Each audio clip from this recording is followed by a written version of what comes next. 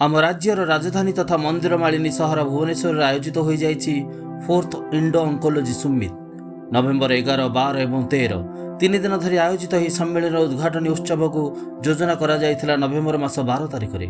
पूर्वाह्न आयोजित यह वर्णाढ्य समारोह में निमंत्रित अतिथि मानक पुष्पगुच्छ प्रदान करा जाय दिया जाइथिला संबर्धना। सरस्वती वंदना रे कक्षर सृष्टि होइथिला आध्यात्मिक परिवेश। मंचासीन अतिथि एवं कक्षर समवेत समस्त सदस्य को यह सम्मेलन रूपकार प्रोफेसर डाक्तर घनश्याम विश्वास करथिले स्वागत। प्रदीप प्रज्वलन कर सम्मेलन सफलता उद्देश्य रे चतुर्था मूर्ति पादपद्म प्रार्थना करथिले समस्त अतिथि। सम्मेलन आयोजन संपर्क में समस्त अतिथि देइथिले सकारात्मक मतामत। मंचासीन अतिथि मानक द्वारा एक स्मरणिकार उन्मोचन करा जाइथिला एवं परिशेष धन्यवाद अर्पण करथिले सम्मेलन अन्यतम संगठक रुद्रभानु शतपथी। हाइब्रिड मोड रे करा जाइथिबा सम्मेलन रे भाग नैथिले देश विदेशर प्रथित कर्कट रोग विशेषज्ञ। उद्देश्य थिला विश्व रे उपलब्ध चिकित्सा पद्धति गुडी को आम राज्य रे कार्यरत कर्कट रोग विशेषज्ञ पाखरे पहुंचाइबा। एई सम्मेलन को आमे इंडो ऑन्कोलॉजी समिट न कही ओडिशा कैंसर कांग्रेस कहले अत्युक्ति हब नाही, कहीं एठी सब प्रकार कैंसर विशेषज्ञ मान उपस्थित अच्छा। ओडिशा रे कैंसर ट्रीटमेंट स्ट्रेंथ दिन को दिन बढ़िबारे लगी। गवर्नमेंट निरंतर प्रयास रे आगो को 2-4 वर्ष भितर 3 वर्ष मध्य आमको state of art cancer institute मिल तद्वारा आमर जो cancer treatment related migration to other states को होची सेटा विशेष रूप कम हो तार आर्थिक लाभ पेशेंट को जो बोझ पड़ुची तार परिसमाप्ति घटो।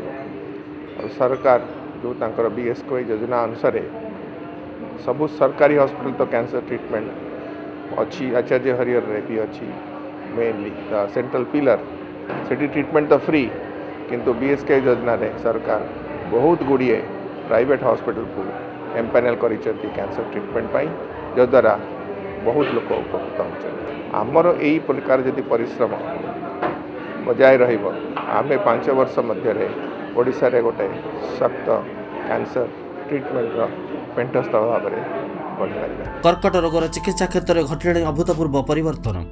आम राज्य उपलब्ध है जुगोपयोगी चिकित्सा और परामर्श अच्छी कुशल विशेषज्ञ। बर्तमान आम ओडिशा रे बहुत कैंसर रोगी संख्या बढ़ी चली एवं या छड़ा छड़ा आम जो इनफ्रास्ट्रक्चर इम्प्रूवमेंट होती, किंतु खाली इनफ्रास्ट्रक्चर तो इम्प्रूवमेंट है ता सागे जो आम अच्छा स्टेक होल्डर जो मैंने आमको सर्विस दौरान लाइक आम surgical oncology, medical oncology, radiation oncologist कि pain and palliative care team से माने जो लेटेस्ट टेक्निक बा ट्रेंड जो कैंसर ता सत्वे वेलभर्स हवा उचित। से आम हूँ आम जो एकाडेमिक करिकुलम बा एकाडेमिक एटमॉस्फेयर ताको आमको बढ़ाई पड़ो। तेणु ये बहुत आम जो इंडो ऑन्कोलॉजी समिट होची तार कंट्रीब्यूशन होची जे आमर डाक्तर जो मैंने ये अटेंड कर नेशनल बा इंटरनेशनल लेवल कौन कौन नुआ जिनस होची ताहा आम पाखे आसी पहुँची पार्ची, जहाँद्वारा कि से जहाँ इंटरनेशनल लेवल जो चिकित्सा होची से चिकित्सा आमर ओडिशा राज्य जो रोगी मैंने अच्छा क्षेत्र में प्रযোज्य हो पार्ची। तेणु यह हूँ महत गोटे एडभांटेज जे यही इंडो ऑन्कोलॉजी समिट से आमर जो लेटेस्ट एवं बर्तमान सुधा वर्ल्ड जहाँ चेंजेस होती से मेसेज आम डाक्तर पाखे पहुँची पार एवं से जो ट्रीटमेंट पॉलिसी आम ओडिशा थिबा कर्कट रोगी माने पाई परिबे। स्वतंत्र चिकित्सार अभिज्ञता थिबा कर्कट रोग विशेषज्ञ मानकु करा जायथिला निमंत्रण। विभिन्न प्रकार कर्कट रोगर सफल चिकित्सा संपर्क रे करा जायथिला आलोचना। I have been attending this for the last 3 years too, and with Dr. Ghanshyam Biswas' leadership, this is a really good meeting that we have annually. Today I was talking about a new product called abemaciclib. The drug has been around for a while. This drug is belonging to a group of drugs known as CDK inhibitors. Normally breast cancer में use होता है ये दवाई। हम लोग जब breast cancer का इलाज करते हैं एक स्पेसिफिक ग्रुप है जिसको हार्मोन पॉजिटिव बोलते हैं। ये वाला अच्छा सब ग्रुप है जहाँ पे आउटकम्स अच्छे होते हैं, नॉर्मली बहुत दिनों तक अच्छे रहते हैं और मैक्सिमम पेशेंट क्योर हो जाते हैं। लेकिन एक ऐसा ग्रुप है इसमें जिसमें क्योर नहीं होता है, जिनको हाई रिस्क बोला जाता है। उस ग्रुप में स्पेसिफिकली ये नया दवाई एबेमासाइक्लिब यूज़ हो सकता है और इसको देने पे 2 साल तक काफ़ी इम्प्रूवमेंट दिख रहा है। तो ये एक नया दवाई है जो इंडिया में लॉन्च है, इंडिया में अवेलेबल है और अच्छी बात है कि ऐसे नए दवाई भी आजकल इंडिया में अवेलेबल हो रहे हैं। It is a good advance for our treatment, and hopefully our patients will be able to do well with it. Breast cancer is one of the leading cancers in India, and presently in women it is the highest cancer among all cancers. आपाद मस्तक सबु अंग एवं शरीर विभिन्न प्रक्रिया को प्रभावित करिथाए कर्कट रोग। तेबे प्राणीर जीवन को हजाउथुवा रक्तरे मध्य कर्कट रोग हेबार रहिछि यथेष्ट संभावना। एटा fourth Indo onco summit meet. Indo onco माने इंडिया रे ऑंकोलॉजी रो अवेयरनेस। सो ब्रॉडली दीटा प्रकार ऑंकोलॉजी जो कैंसर आमे कहू जो गोटे सॉलिड मैलिग्नेंसी थाउची आ गोटे हेमाटो ऑंकोलॉजी जोटारे आपनकर ब्लड कैंसर लिम्फोमा आ माइलोमा जोगुडा कवर हुए। सो मु गोटे हेमाटो ऑंकोलॉजिस्ट आजिकार आमर जोटा टॉक थिला सेटा CML उपरे थिला, क्रॉनिक माइलॉइड ल्यूकेमिया। तो लोक कैंसर शुणिले ही बहुत भयभीत हुअंती, बट CML एटा प्रथम डिजीज जोटारे टार्गेटेड थेरेपी आरंभ हैला 2000 रे फर्स्ट स्टार्ट हैला जेतेबेले जानिथिबे आपण गोटे मैजिक बुलेट बोली आरंभ होइथिला गोटे ड्रग, ता ना थिला इमाटिनिब। आउ एटा ही सेही रोग जोटारे आमे टार्गेटेड थेरेपी आरंभ करिलु, जोटारे कि आपनकर केमोथेरेपी रो से जो डरटा न थाए कि सेटारे आपनकर बहुत चुटी झड़ी जाउची, पाटी घा हे जाउची, जो आपनकर कॉन्सिक्वेंसेस थाए chemotherapy. So this was the first disease in which it started. आउ एबे ता उपरे एते एडवांसमेंट हे गलानी जे डिजीजटा almost normal life chronic phase रे जोटा जो माने जल्दी चिन्हट होउचंदी डिजीजटा नै कि से मानकर ऑलमोस्ट नॉर्मल थाउची longevity. So this is such an important disease. आउ आहुरी ताठू इम्पोर्टेंट होउची जे आमे जो ड्रगटा नौचु कि जो ट्रिटमेंटटा नौचु टार्गेटेड थेरेपी नौचु सेटा पार्टी निया होची, तो घरे थाई कि लोक सेटा खाई पारुचंती। They are able to join their duties the next day they are diagnosed with the cancer.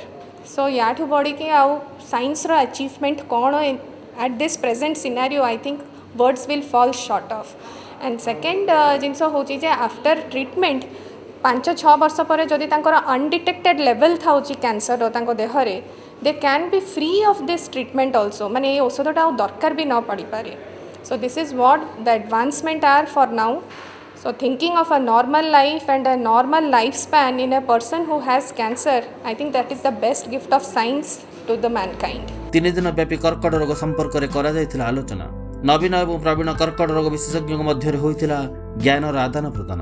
गवेषणात्मक संदर्भ गुड़िकर करा जायथिला सफल परिकल्पना और कर्कट रोगर प्रतिनिधि को दिया जायथिला गुरुत्व। इनफैक्ट आम एटा फोर्थ इंडो ऑंकोलॉजी बट आम आरंभ कर 5 वर्ष है 2020 रे कोविड पैंडेमिक ना फिजिकल ना वर्चुअल किसी हो पार नाला। सो 18-19 आम फुली फिजिकल करूँ, 2021 आम फुली वर्चुअल मोड। सो आम कोविड पैंडेमिक शिखलु जे वर्चुअल गोटे डेफिनेटली गोटे भल माध्यम जो आम बहुत लोक कनेक्ट कर से 2022 जो फोर्थ इंडो ऑंकोलॉजी समिट आम हाइब्रिड मोड रे लोक फिजिकली आ वर्चुअली जॉइन कर पार्छन। सो ए वर्ष को आम थीम रखीचु cancer care era of the PCC. माने होची जे आम कैंसर ट्रीटमेंट गोटे समय कैंसर ट्रीटमेंट नाला, एबे प्रत्येक रोग को प्रत्येक रोग रे आम जानिचु जे गुड़ाए ट्रीटमेंट ऑप्शंस आसलानी। तो आम आमको जाना पड़ो जे को पेशेंट रो कौन ट्रीटमेंट दरकार आ केते दूर ट्रीटमेंट करि परिबा, सेथिरे आम ट्रीटमेंट रिलेटेड साइड इफेक्ट्स कमे परिबा, आम अननेसेसरी ट्रीटमेंट रू पेशेंट को वंचित कर परिबा। सो इंडो ऑंकोलॉजी समिट आम 2018 स्टार्ट करूँ, गोटे ग्रुप चेन्नई बेस्ड ग्रुप जो मैंने जो बायोलिग्स से मैंने इंटरनेशनली स्पेस रे से मैंने गुड़ाए कॉन्फ्रेंस करते, बट से मैंने ओडिशा स्टेट रे आरंभ करनथिले।